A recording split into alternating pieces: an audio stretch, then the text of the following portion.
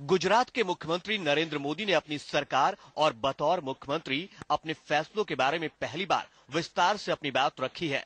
जानी मानी पत्रकार मधु किश्वर ने नरेंद्र मोदी और उनकी सरकार पर रिसर्च की है। इस दौरान वे मोदी से कई बार मिली। मोदी ने मधु किश्वर से जो कुछ कैमरे पर कहा, इंडिया न्यूज आपको वही दिखाने जा रहा है।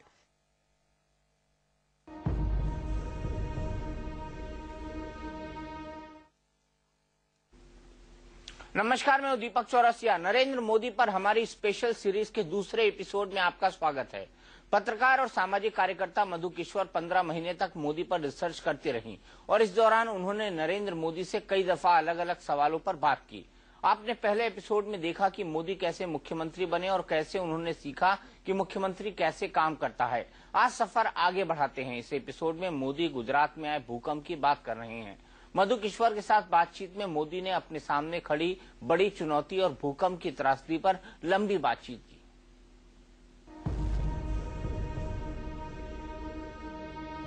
तारीख 26 जनवरी 2001, जगह गुजरात, वक्त सुबह 8:46।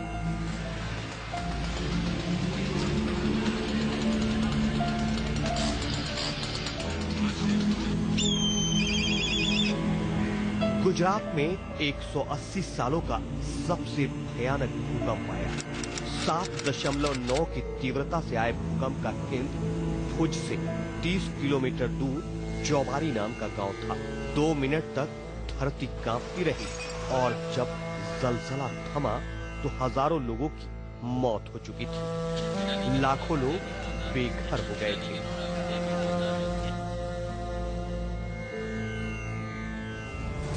जब भूकंप आया, मोदी दिल्ली में थे और पार्टी का कामकाज देखते थे।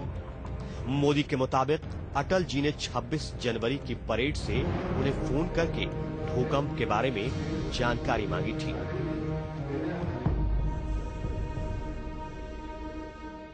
मैं खुद तो गुजरात में नहीं था, भूकंप आया था, मैं मुख्यमंत्री नहीं था, लेकिन चूंकि मन को छू गया तो मैं खुद यहां चला आया था। भूकंप के समय मैंने मेरी जिंदगी में मेरी माँ को सामने से फोन किए हो 2 बार किए हैं। सामने से फोन मतलब रूटीन में कोई फोन पर मेरी माँ के साथ कन्वर्सेशन नहीं होता है।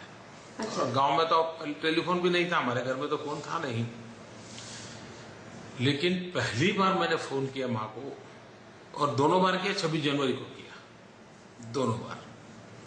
एक बार मैंने फोन किया था, मैं श्रीनगर के लाल चौक में तिरंगा झंडा फहराने गया था। तो उस समय वो आतंकवादियों ने वो मिसाइल छोड़ी और हमारे विमान पर भी गोलियां चली और टीवी वगैरह में बहुत चल रहा था उन दिनों में।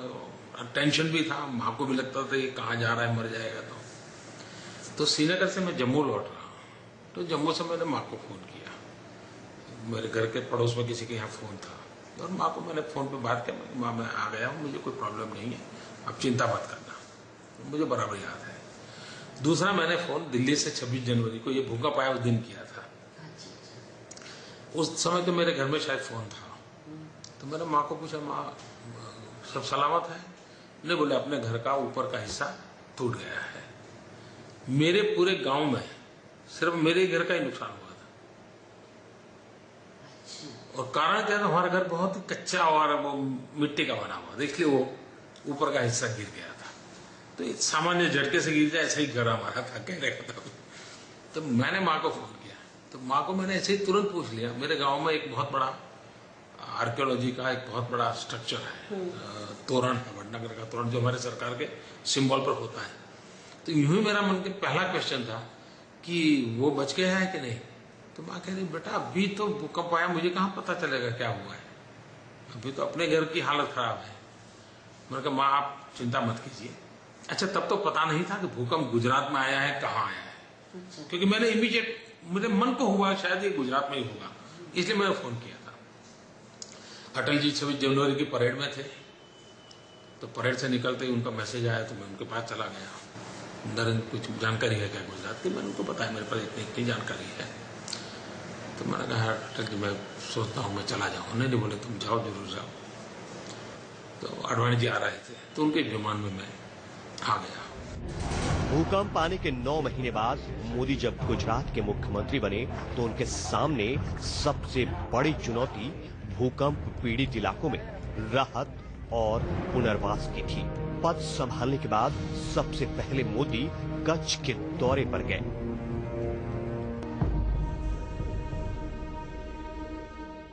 ओवरऑल कितनी चीजें आपने उसी दौरान अनाउंस की? एक तो लिस्ट है पर एक और बात, मेरे सामने भूकंप पुनर्वसन प्रमुख। हाँ, तो कुछ चीजें तो आपको मिल जाएगी, लेकिन एक और चीज है जिसकी तरफ ध्यान में नहीं आया होगा। शायद मैंने मेरी फर्स्ट विजिट में ही कुछ तलाटी, ग्राम सेवक एंड सरपंच उनको सस्पेंड किया। फर्स्ट विजिट कहाँ? कच्छ की। अच्छा, हाँ, वो कितने दिन बाद गए थे आप? मैं 3 दिन के बाद, 3 या 4 दिन। 3-4 दिन। पहला ही काम मैंने वही किया। 2 काम मैंने पहले किए, नर्मदा एंड कच्छ। तो मेरी सामने प्रायोरिटी वही थी, वही किया। तो मुझे बराबर याद है कि वो मैंने किस बात पे? ये इरेगुलरिटीज, करप्शन, भूकंप में ये मेरे ध्यान में आया। गरीब लोगों को परेशान करना, अच्छा, ये मेरा कागज बोला और वो बेचारा परेशान है। जब मेरे ध्यान में आया, इमीडिएट मुझे याद है मैंने डिसीजन लिया। तो ये बात मुझे जो बहुत लोगों मैं आज मुझे ध्यान नहीं आता कि मैंने ऐसे डिसीजन कैसे लिए होंगे, और मैं कोई ऐसा बड़ा रॉबिन हुड की तरह काम करने वाला इंसान नहीं हूं। मैं बड़ा ही लेकिन मुझे टच कर गया होगा तो मैंने डिसीजन लिया। पूरी सिस्टम को मैसेज चला गया कि ये मानवता से जुड़ा हुआ विषय है, इसमें कुछ नहीं।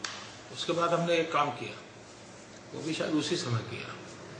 देन हमने हाईकोर्ट को रिक्वेस्ट किया कि हमको एम्बर्समेंट दो, लुकआउट जिसको कहते हैं। और कच्छ के अंदर किसी भी नागरिक की शिकायत होगी सरकार के खिलाफ, वो सुने। और सरकार को मैंने कहा कि कोई भी नागरिक अगर एम्बर्समेंट के पास जाता है तो सरकार कोई वकील नहीं लाएगी, कोई आर्गुमेंट नहीं करेगी। वो एम्बर्समेंट अगर तय करता है कि अंडर दिस पॉलिसी उसको मिलने वाला है तो सरकार को विदाउट आर्गुमेंट दे देना है। मोदी ने अधिकारियों के साथ पहली बैठक की, सभी को वक्त पर काम खत्म करने की अहमियत बताई।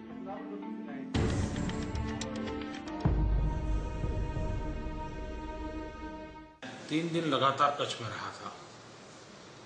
नहीं, पहले ट्रिप पे। हाँ, पहले ट्रिप में, which is with in 4 days। हाँ, 4 या 5 days। मैं मालाएं वालाएं पहनने का कोई कार्यक्रम नहीं किया था। मैंने पहले दिन सूचना दी थी, वरना क्या है अखबारों में एडवर्टाइजमेंट देते हैं फोटो के साथ, अभिनंदन। मैंने पहले दिन कहा, मैंने कहा मेरे नाम से किसी ने एडवर्टाइजमेंट देना नहीं है। तो मैं जो वो किया तब तो मेरे मन में हम्बल वाला एटीट्यूड था। तो मुझे मालूम नहीं था कि इसके मीडिया को रिएक्शन आएगा। तो मीडिया ने मेरी बड़ी आलोचना की क्योंकि उनकी इनकम कम हो गई। अब वो मुझे एंगल ध्यान ही नहीं आया था, मुझे वो एंगल ध्यान नहीं आया था। तो मैं क्या, तो ये हमारे मान सिंह ने मुझे बढ़िया बात बताई। शुरू में तो वो खुलते नहीं है, लेकिन 3 दिन साथ रहे तो थोड़े बोले साहब हमारा तो पूरा वर्क कल्चर बदल जाएगा। मैं कहा क्यों? बोले पहले तो साहब हमें मालूम था कि 10 बजे का टाइम तय होता था, मुख्यमंत्री 12 बजे आते थे, ये आप तो 9:45 बजे आ जाते हो। तो बोले मैं भी बराबर उस प्रकार से अपने आप को पिछले 3 दिन से ठीक कर रहा हूँ। बोले साहब सब जगह तो होगा। तो ये जो चीजें हैं वो शब्दों में मुझे कभी कहनी नहीं पड़ी, उनको व्यवहार से ध्यान आ जाता है। कच्छ से लौटकर मोदी गांधीनगर आ गए, लेकिन हालात से बहुत परेशान थे। मोदी चाहते थे कि बेघर और पीड़ित लोगों की जिंदगी जल्द से जल्द पटरी पर लौट आए।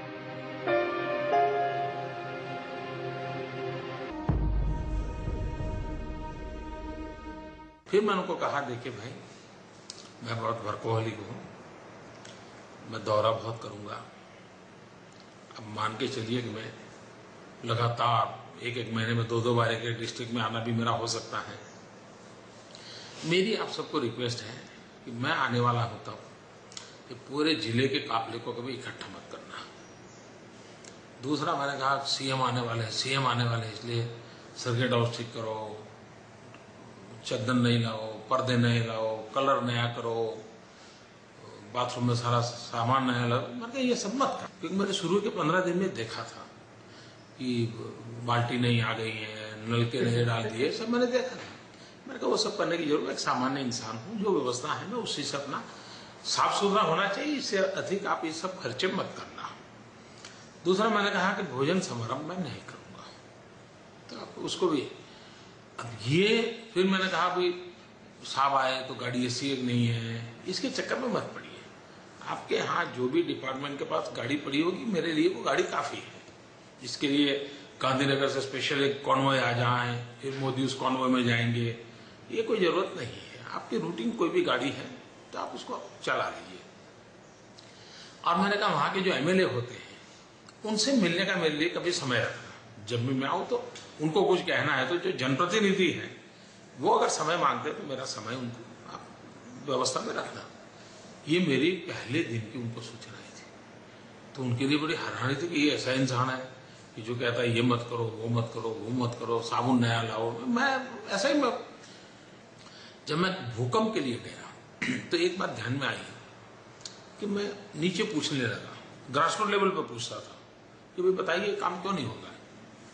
जनवरी में भूकंप आया था, मैं तो अक्टूबर में आया हूँ, 9 महीने बीत गए, क्यों नहीं हुआ है? क्या स्टेज पे था भूकंप रिहैबिलिटेशन? उसके सारे फिगर हैं, आप हैरान हो जाओगे देख करके।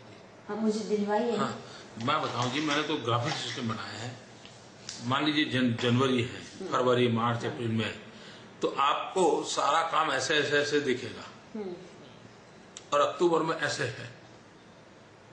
अच्छा। हाँ, यानी ये तो मिरेकल है जी। इसके आगे कर दीजिए ना कैमरा में, क्या कहना है? जैसे आप कह रहे हैं आपने ग्राफिक सिस्टम बनाया है जिससे कि जनवरी, फरवरी, मार्च, अप्रैल और अक्टूबर एकदम स्टेप जाता है। मोदी ने अफसरशाही के काम करने के तौर तरीकों में कई बड़े बदलाव कर दिए थे, लेकिन सबसे बड़ी चुनौती सामने खड़ी थी। मोदी ने इसका सामना कैसे किया, देखते जाइए।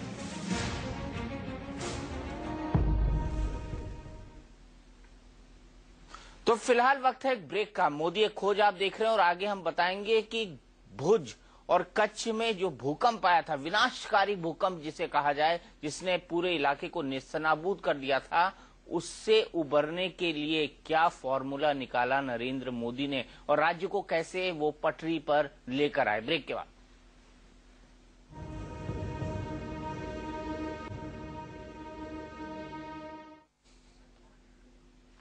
आपने देखा कैसे भूकंप के बाद उपजे हालात मोदी की सबसे बड़ी चुनौती बन चुके थे। 9 महीने बाद भी भूकंप के साथ आई तबाही से गुजरात उबर नहीं पाया। कच्छ में भी राहत और पुनर्वास का काम पूरा नहीं हो सका था। मधु किश्वर के साथ हुई बातचीत से साफ होता है कि हालात को संभालने के लिए मोदी ने खुद मोर्चा संभाल लिया। मोदी ने दिवाली न मनाने का ऐलान कर दिया, लेकिन बड़ा सवाल था कि क्या सिर्फ इस ऐलान भर से गुजरात के कच्छ के जख्म पर मरहम लग जाता। अब देखिए कच्छ की बिगड़ी सूरत को संवारने के लिए मोदी ने कौन सा फॉर्मूला अपनाया।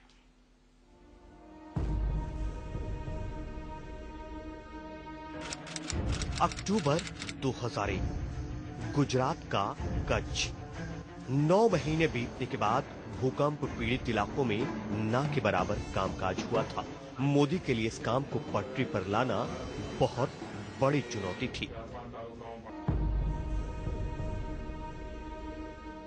मैंने आपकी वो देखी है जो आप वाजपेयी जी को प्रेजेंटेशन की है, एंड आई बिलीव वो फिर आपने 2-3 बातें उसमें मुझे बहुत अच्छी लगी कि आप ये जनवरी में शायद प्रेजेंटेशन, दैट वाज 22 जनवरी, 24 जनवरी, हाँ 24-25 जनवरी, हाँ 25 जनवरी, कम से कम उसी पे लिखा था।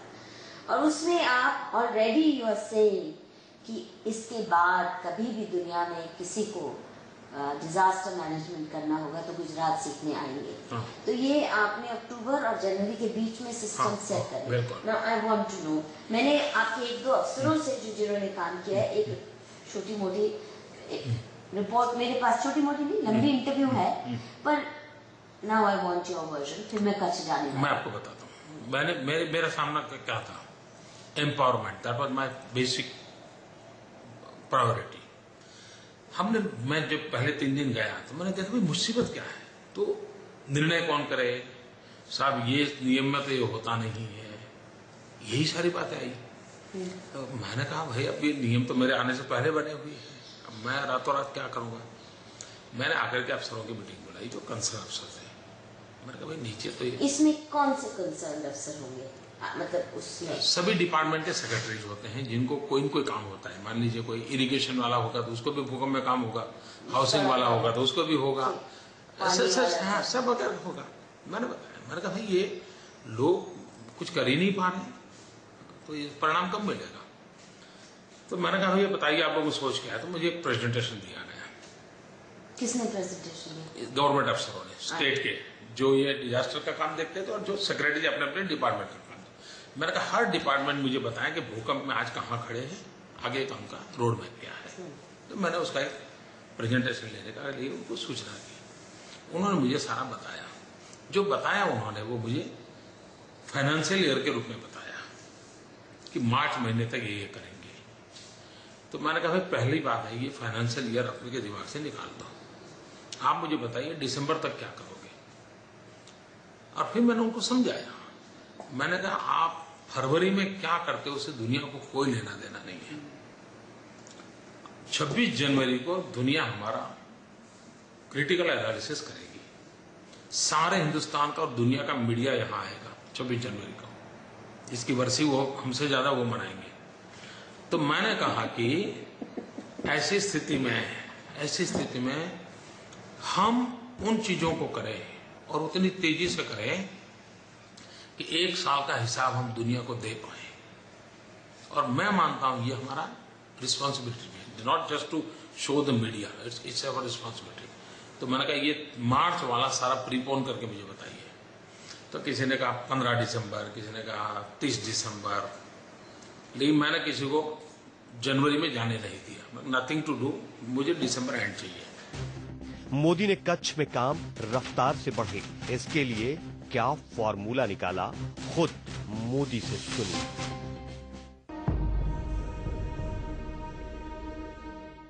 तो सारे रीशेड्यूल हुआ उनका पूरा प्लानिंग। उसके बाद में मुझे लगा अब अक्टूबर में मीटिंग ले रहा हूं, नवंबर और दिसंबर 2 महीने में क्या करेंगे जो इतने सब महीनों का नहीं किया है। देन मैंने एक विचार किया। 1 आध दिन के बाद मुझे रात को घर आया तो शायद मुझे एक विचार आया, तो इसको कैसे करूं मैं। मेरा एक स्वभाव था, दिन रात चीजें मेरे दिमाग में चलती रही, और कोई विषय मेरे यहाँ जल्दी इंजेक्ट नहीं होते हैं, जिसमें लगा उसे रहते। तो मैंने सुबह सीएस को फोन किया। मैंने कहा सीएस आज जरा अब जल्दी आइए, मुझे बात करनी है। मैं तो ऑफिस जल्दा चला जाता था, 9 बजे पहुंच जाता था कभी कभी, तो बेचारे आ गए। मैंने कहा मुझे बताइए ये टोटल 38 तालुकास थे जो अफेक्टेड थे। मैंने कहा मुझे आज सबसे ज्यादा अफेक्टेड तालुका कौन से, उससे कम अफेक्टेड ABC करके मुझे जरा निकाल के दीजिए। तो उन्होंने मुझे 1 आध 2 घंटे में सब करके दे दिया। मैंने कहा मुझे काम करना है, सबसे एफिशिएंट अफसर है उसको सबसे अफेक्टेड एरिया में मुझे इंचार्ज बनाना है, तो मुझे ऐसे नाम निकाल के दो। तो नाम निकाल के दिए। तो मैंने कहा अब ये इनकी मीटिंग बुलाओ। उन अफसरों की मीटिंग बुलाई। मैंने कहा देखो भाई, आप उस तहसील के आप ही चीफ मिनिस्टर हो, you are a chief minister, और जो भी निर्णय करने हैं, अच्छे हैं बुरे हैं, जो भी करने आपको करने हैं, और रिस्पॉन्सिबिलिटी मेरी है, लेकिन मुझे वहां परिवर्तन लाना है। और दूसरा मैंने कहा हर शुक्र शनि रवि आपको वहां जाके रहना है, खुद ने वहां चीजों को, एक तहसील का ज्यादा नहीं, आपको एक तहसील का चार्ज अफसर को दे दी। एक 40 तालुके और 40 अफसर। 40 को नहीं दिया क्योंकि जो एकदम C ग्रेड के थे, कम अफेक्टेड थे, उनको देने की जरूरत नहीं थी मुझे, जो ज्यादा। वैसे ओवरऑल तो किया ना आपने पूरे राज्य में। हाँ पूरे राज्य में, जहाँ जहाँ जामनगर जिला था, पाटन जिला था, कच्छ जिला था, वो मैंने एक एक अफसर को एक एक तहसील का इंचार्ज, जो पूरे राज्य के बड़े अफसर थे उसको एक तहसील में मैंने फिट कर दिया। लेकिन ये कहा you are a chief minister, बिल्कुल झिझक मत कीजिए। और आपने कहा पैसे का भी सैंक्शन लेने की गांधीनगर आने सारी की चीजें जरूरत यू आर है? A chief, What point? यानी you are a chief minister, whatever you want to do you do it, you will surprise, इतना एम्पावरमेंट। I heard this. उसके But बाद- I believe you put a financial limit. मुझे exact उतनी बारीकी याद नहीं होगी, But because apparently there's some हाँ। technical thing. लेकिन फिर मैं मंडे को रिव्यू करता था। मंडे को 11 बजे इन सबको आकर के मुझे बताने क्या करके आए। पहली मीटिंग में ये सब आए तो क्या कहा, सर ये तो हो ही नहीं सकता है कुछ। मैंने कहा क्यों? बोले हमने रूल्स गलत बनाए हैं, हमने नियम गलत बनाए हैं। हमने मतलब पुराने नियम सरकार कौन से? नहीं, भूकंप के बाद जो बनाए थे सर्कुलर, वो सर्कुलर इटसेल्फ ऐसे थे कि कोई कुछ कर नहीं सकता। उदाहरण दीजिए एक आध। मुझे अभी एग्जैक्ट याद नहीं आएगा, Alright. अभी एग्जैक्ट याद नहीं आएगा। तो मैं जब गया था 3 दिन, तो लोगों ने मुझे कहा था, सरपंच साहब ये सरकार के नियम में बैठता नहीं है, ये तो मुझे वो सर्टिफिकेट चाहिए तो होगा, उसके बाद ये प्रूफ नहीं है तो कैसे होगा। ऐसी सारी चीजें प्रैक्टिकल थी। यानी एक प्रकार से सरकार का स्वभाव है न देने के रास्ते खोजना, ये मूलतः सरकार की प्रकृति है। तो वो मैं सुन करके आया था, तो मैं उसका आंसर ढूंढ रहा था, तो मुझे आंसर इसमें मिला कि भाई you are a chief minister. वापिस आगे उन्होंने कहा साहब ये सब हमारे GR कैंसल गलत है, इससे तो हम कुछ कर ही नहीं पाएंगे। मैंने कहा किसने बनाए थे? बोले हमने बनाए थे। मैंने कहा अब आप नीचे गए तो आपको पता चला ना जूता कहाँ चुभता है। अब इट इज योर ड्यूटी कि मुझे गुरुवार तक क्या मॉडिफाई करना मुझे दिखाइए, और मूल नीतियों के विपरीत नहीं होना चाहिए, ड्रास्टिकली विपरीत नहीं होना चाहिए। गुरुवार तक उनको काम दे दिया मैंने, वो सारी नए। मैंने कहा आज जाने से पहले इसका सरकार ऑर्डिनेंस GR निकाल दे, गवर्नमेंट का कानून निकाल दे। मैंने कहा शुक्रवार जाके इंप्लीमेंट करके आ जाओ। दूसरे वीक वापस आए, बोले साहब भट्ट हम तो काम करके दे देंगे, फटाफट होने लगा है। अब ये छोटी छोटी चीजें बारीकी एक व्यवस्था के तहत हमने कर दी। राहत का काम पटरी पर लौट रहा था। इस वक्त सरकार पर लोगों का भरोसा मजबूत हो, इसलिए मोदी ने दिवाली नहीं मनाने का बड़ा ऐलान किया और दिवाली के दिन मोदी भुज से सटे चौबारी और त्रांबो गांव के दौरे पर गए।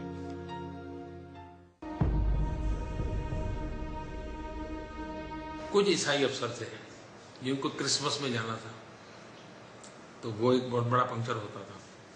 लेकिन वो ईसाई अफसर मेरे पास आए, बोले साहब इस बार क्रिसमस नहीं मनाएंगे, हम ये करेंगे। मैं कहा चले अच्छी बात है। और मैं इस बात को 50 लोगों को बताता था, इंस्पायर करता था। देखिए फिर मैंने इसको इमोशनल टच दिया। मैंने घोषित किया अब हम इस बार हम दिवाली नहीं मनाएंगे, दिवाली नहीं मनाएंगे। और मैंने कहा मेरी पूरी सरकार, सभी मंत्री दिवाली के दिन उस गांव में जाके रहेंगे जहां भयंकर आपदा आई थी, उनके साथ। घर नहीं होगा तो टेंट में रहते तो टेंट में रहेंगे। मैं भी खुद गया।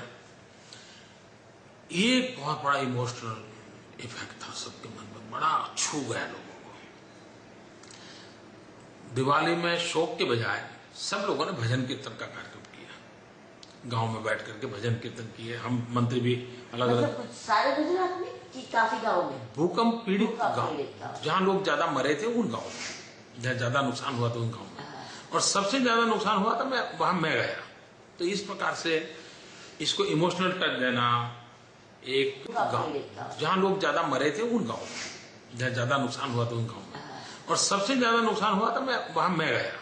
तो इस प्रकार से इसको इमोशनल टच देना, एक लगना चाहिए कि भाई हम आपकी पीड़ा है हमारी पीड़ा है, आपकी पीड़ा हमारी पीड़ा है। उस दिशा में हम ले गए। नवरात्रि आया बीच में इन्हीं दिनों में, तो मैं मुख्यमंत्री बना उससे थोड़े दिन बाद, तो मैंने स्पेशली आग्रह किया सरकार को कि नवरात्रि वहां अच्छे ढंग से मनाओ। क्यों? लोगों को इस सेटबैक में से बाहर लाओ। और वो धार्मिक है तो लोगों को वो कोई तामझाम नहीं लगेगा। कलेक्टर DDO सबको मैंने कहा देखो भाई कुछ फैसिलिटी करनी पड़े तो करो, वहां वाइब्रेशन लाओ। And I did it. Diwali को मैंने दूसरे रूप में किया। दिवाली वो नहीं मनाएंगे, मुझे मालूम था कि वो एक इंडिविजुअल त्योहार है, शोक में हैं, घर में 3-3 लोग मरे हैं, तो मैंने तय किया कि मैं खुद भी दिवाली नहीं मनाऊंगा, उनके साथ रहूंगा, उनके साथ खाऊंगा। और 2-2 दिन हम लोग रहे। इसका इतना इफेक्ट था जी, इतना इफेक्ट था, शिकायत नाम की तो चीज ही खत्म हो गई। चौबारी और त्रांबोक गांव में हालात बदलने लगे। चौबारी और त्रांबोक का काम खुद बोलने लगा था।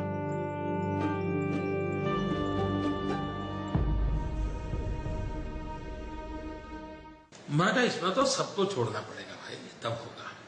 तो मेसन्स चाहिए हजारों के तजर्बे, मेसन्स को हमने कहा ट्रेनिंग करो, तो वो ट्रेनिंग की। फिर हमने कहा स्कूल बनानी है तो गांव के अंदर विलेज कमेटी बना दो, उनको नक्शा दे दो। मटेरियल बैंक बना दी हमने, मटेरियल बैंक, सीमेंट चाहिए, लोहा चाहिए, क्या चाहिए, मटेरियल बैंक से ले दो, कोई खर्चा वर्चा कुछ नहीं। और मैंने लोगों को पैसा दे दिया कि भाई आप अपना स्कूल, गांव की कमेटी बनाई, कमेटी एक टीचर होगा, एक गांव का सरपंच होगा, ऐसे एक कैटेगरी तय की और 5-7 लोगों की कमेटी बना दी। उनको हमने पैसे दे दिए। उनका पहला काम स्कूल बन जाए, ताकि बच्चे अगर नॉर्मल हो गए तो जीवन नॉर्मल की शुरुआत हो जाएगी। आपको जान के हैरानी होगी, पैसे वापस लौटाए, पैसे वापस लौटाए। ये अपने आप में बड़ा ही टची बात थी। इसका please describe it in detail. I know but I want to. मैं बताऊं कैसे उन्होंने किया। हमने उनको पैसे दिए, उन्होंने स्कूल के अगर एक कमरा बनाना सरकार के नियम में था तो उन्होंने 2 बनाए। जगह कम थी तो उन्होंने डोनेट की जगह, अच्छी स्कूल बनाई, पहले से बेहतर बने, पहले से बेहतर बने। ये तो हुआ है पूरे कच्छ में, सब कुछ। भूकंप को हमने अवसर में पलट दिया है। वो तो, और वो हमारा मन में था कि अब हम वो मरा हुआ काम नहीं करेंगे, हम ग्लोबल स्टैंडर्ड पे करेंगे। ये मैं बहुत स्ट्रिक्ट था उसमें, नो कॉम्प्रोमाइज। उसका फायदा भी मिला। आज जो कच्छ में आप इंफ्रास्ट्रक्चर देखोगे तो पूरे गुजरात में best infrastructure is there in Kutch, पूरे गुजरात में बेटर देन अहमदाबाद। तो ये उसका हमें फायदा मिला, उसका हमें फायदा मिला। और ये मेरा मत था, ये आफत को अवसर में पलटना है, ये मेरा बड़ा ही आग्रह रहता था। हमने गांव वालों को कहा, अच्छा गांव वालों ने कहा कि इस काम को प्रायोरिटी दी। अपना घर बाकी है तो रह गया, स्कूल पहले बनाओ, बच्चे स्कूल जाना हो जाएगा, नॉर्मल से आएगा। और मेरा ये साइकोलॉजिकल अप्रोच था कि अगर बच्चे घर के अंदर खुशहाल कर दिया आपने तो सब बाकी नॉर्मल होना शुरू हो जाता है। तो वो काम हमारा बहुत तेजी से चला और समय से पहले स्कूलें बन गई, समय से पहले स्कूलें चालू हो गई। सरकार बनाती थी उससे 10 गुना अच्छी बन गई, सरकार बनाती तो उससे 10 गुना अच्छी बन गई। ये मैं विश्वास से कह सकता हूँ। तो सरकार अपने टेंडर, नियम, कॉन्ट्रैक्टर, पता नहीं क्या क्या आता है बीच में, ये तो सीधे सीधे डायरेक्ट गांव वालों को अपने बच्चे उनके लिए करना है और पैसे बचा के वापस दिए। ये अपने आप में है। जो खुद भूकंप पीड़ित लोग हैं, जिनको खुद को पैसों की जरूरत है, तो ये देश की जो मूल ताकत है, ये अपना मूल संस्कार है। इसको अगर पकड़े तो उससे हम बहुत कुछ कर सकते हैं। हमारा बहुत बड़ा एक्सपीरियंस रहा। तो ऐसी कई चीजें की, तो हमने काफी, यानी जनवरी तक में तो सारी स्थिति बदल दी। जो मोदी ने कहा उसकी सच्चाई जानने के लिए मधुकेश्वर, चौबारी और त्रांबोक गांव पहुंची। ये चौबारी विलेज है ना? चौबारी सब नए घर, 100% कोलैप्स था ये। सुनिए वहां के लोग क्या कह रहे हैं।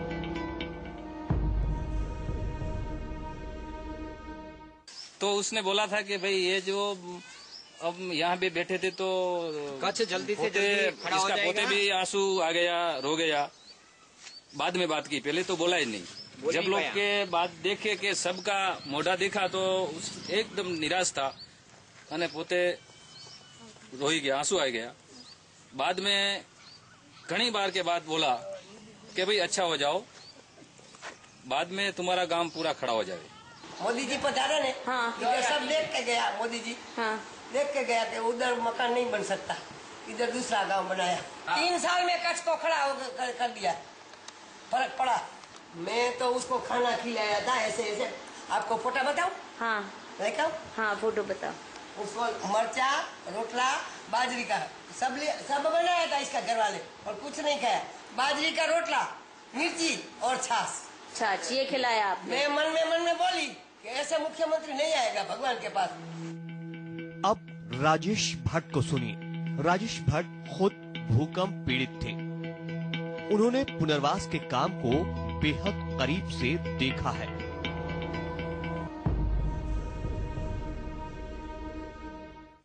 अर्थक्वेक में मेरा 13 स्टोरी बेडरूम था। इतना 13 स्टोरी? सॉरी 13 बेडरूम का मेरा 3 स्टोरी बंगलो था। You can see here. Yes, I this is rather clear, very clear. I show you. This is my car.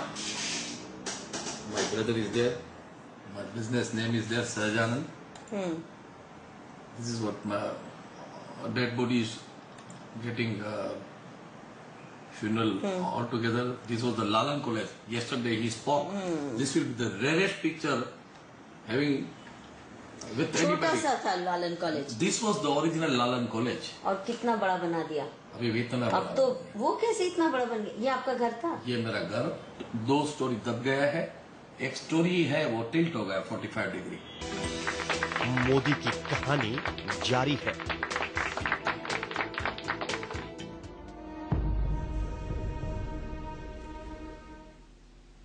आपने देखा मोदी ने कैसे कच्छ को अपनी सबसे बड़ी चुनौती के तौर पर लिया। मोदी की चुनौती अब भी खत्म नहीं हुई थी। भूकंप से हजारों लोगों की मौत हुई थी, लाखों लोग बेघर हुए थे। मोदी अब तक समझ चुके थे कि जो भी करना है जल्द करना है और खुद करना है।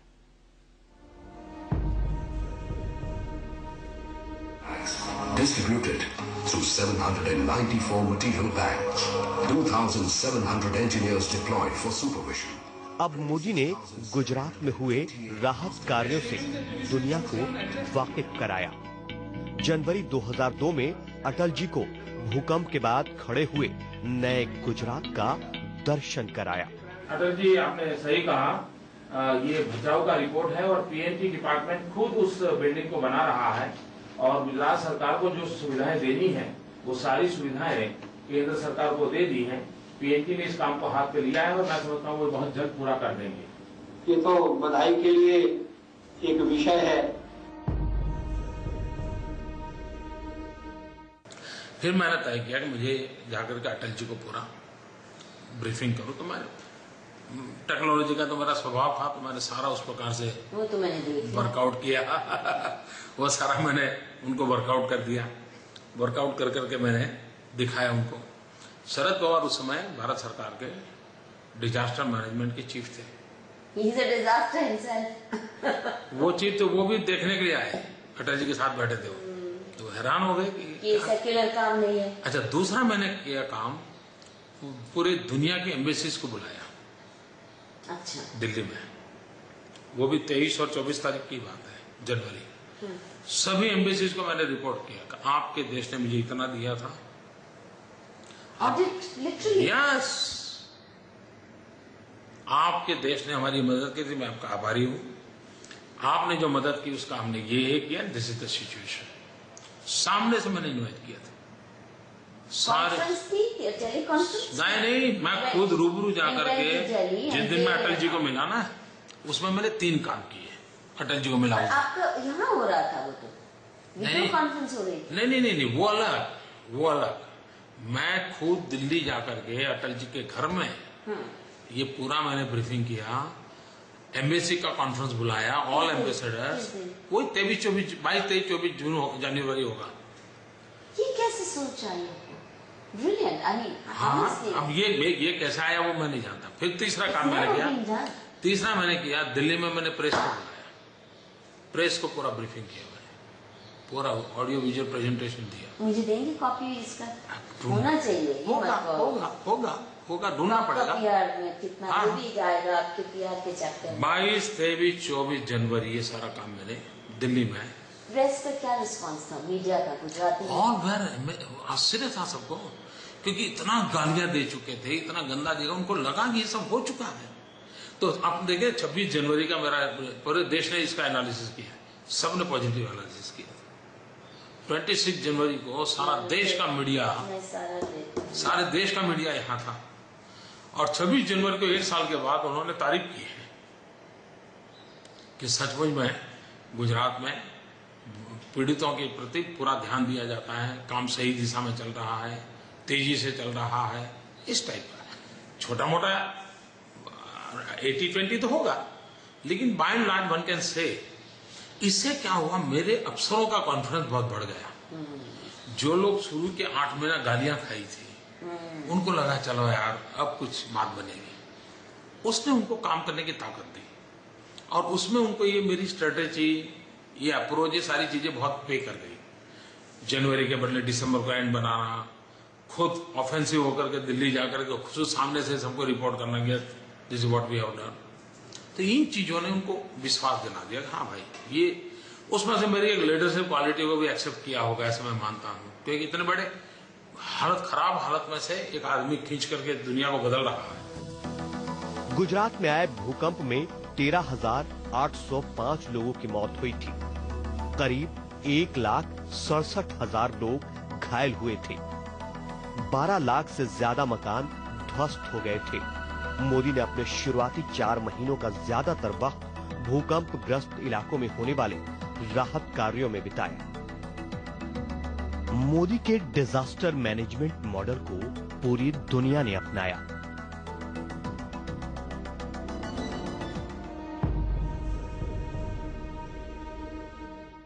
सुनामी आई तो श्रीलंका के लोग मेरे यहाँ 15 दिन रहे। श्रीलंका का जो मॉडल बना है उसमें गुजरात का बहुत बड़ा रोल है। ईरान का जो भूकंप हुआ था उसका जो रिहेबिलिटेशन हुआ उसका करीब 50-60% मॉडल उन्होंने हमारा लिया है ईरान का। तालिबान के बाद अफगानिस्तान का जो रिहेबिलिटेशन हुआ वो तो हमारे एक अफसर ने पूरा प्लान करके दिया है उनको, अफगानिस्तान जाकर के। तो वो तो डिजास्टर नहीं कह सकते। वो जो तालिबान के कारण जो सारे मकानों का मकान ध्वस्त हो गया था ना, वो सारा काम उसको कैसे रिहेबिलिट करना, वो काम पूरा हमारे एक अफसर के द्वारा हुआ है। तो ये एक प्रकार से गुजरात मॉडल के रूप में माना गया है दुनिया के कई, आज भी दुनिया में कहीं पर भी। अभी चाइना हमारे यहाँ स्टडी करने आया था, सुसान स्टेट है उनका, सुसान नाम है शायद, वहां पर बारी बारी से, वो हिमालयन रेंज में आता है, तो वो लोग हमारे यहाँ आए थे। उनके साथ हमारा 7 दिन का पूरा ज्वाइंट वर्कशॉप हुआ था, एक दूसरे का एक्सपीरियंस शेयर करना, सीखना। तो इन्हें वे गुजरात का जो डिजास्टर मैनेजमेंट का इंस्टीट्यूट है उसने अपना ग्लोबल रेपुटेशन उसका बना हुआ है। मैन पावर का ट्रेनिंग का भी होता है, और कॉलेजेस में डिग्रीज हैं, कोर्सेज हैं। यूनिवर्सिटी के जो टेक्नोलॉजी के जितने यूनिवर्सिटीज हैं उसमें हमने इसको एक सिलेबस के रूप में डेवलप किया है कि कोई भी फैकल्टी पढ़ता होगा लेकिन उसको रिस्क मिटिगेशन को लेकर के पढ़ना पड़ेगा। That is one extra subject जो हम पढ़ाते हैं, रिस्क मिटिगेशन का। तो ये ऑपरेशनलाइज कितनी देर में हो गया ये आपका डिजास्टर? ये इवॉल्व हुआ है। ये भिन्न भिन्न जिलों के दृश्य हैं। मोदी को लगा कि उन्होंने डिजास्टर मैनेजमेंट का जो ढांचा तैयार किया है उसका फायदा देश के बाकी राज्यों को भी मिलना चाहिए। उन्होंने सभी को न्योता दिया।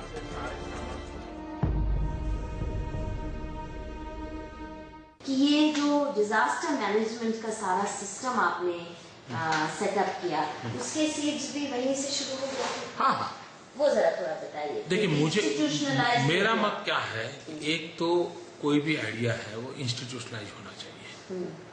अदरवाइज ये सारी बातें, तो एक मेरा आग्रह था कि जो कुछ भी भूकंप है उसका, मैंने हिंदुस्तान के सभी गवर्नर को एक चिट्ठी लिखी थी। वो फर्स्ट 100 डेज में नहीं होगी, बाद में होगी। और मैंने उनको रिक्वेस्ट किया था, you are a chancellor of the university, हर यूनिवर्सिटी से 2 लोगों का पीएचडी करने के लिए भेजिए यहाँ गुजरात में। भूकंप के डिजास्टर, कोई रेस्क्यू पर करेगा, कोई रिलीफ पर करेगा, कोई रिहेबिलिटेशन पर करेगा। There can be 100 subjects. उस पर पीएचडी करें 2 साल के लिए। भूकंप के डिजास्टर, कोई रेस्क्यू पर करेगा, कोई रिलीफ पर करेगा, कोई रिहेबिलिटेशन पर करेगा। There can be 100 subjects. उस पर पीएचडी करें 2 साल के लिए। उन बच्चों का रहना खाने का प्रबंध मैं करूंगा। अच्छा, ये कब आपने लिखा? ये मुझे डेट याद नहीं होगा, लेकिन मैंने अगले पहले मतलब 3-4 महीने में, शायद 2003 में लिखा होगा, लेकिन मैंने ही लिखा। मेरे मन में यह था कि ये अगर रिसर्च होता है तो प्लस माइनस पॉइंट सामने आएंगे। प्लस हिस्ट्री बन जाएंगे जो भविष्य की प्रजा को काम आएंगे। देश में कभी भी आपदा आएगी तो काम आएंगे। नेगेटिव होंगे तो हमारे करेक्शन के लिए काम आएंगे। इट इज बेटर कि कोई स्टूडेंट रिसर्च करे। आई एम सॉरी टू से कोई नहीं आया, किसी गवर्नर ने इसको प्रायोरिटी। तो आप देख रहे हैं मोदी एक खोज। वरिष्ठ पत्रकार मधु किश्वर हमारे साथ जुड़ गई हैं, उनसे बात करेंगे इस ब्रेक के बाद।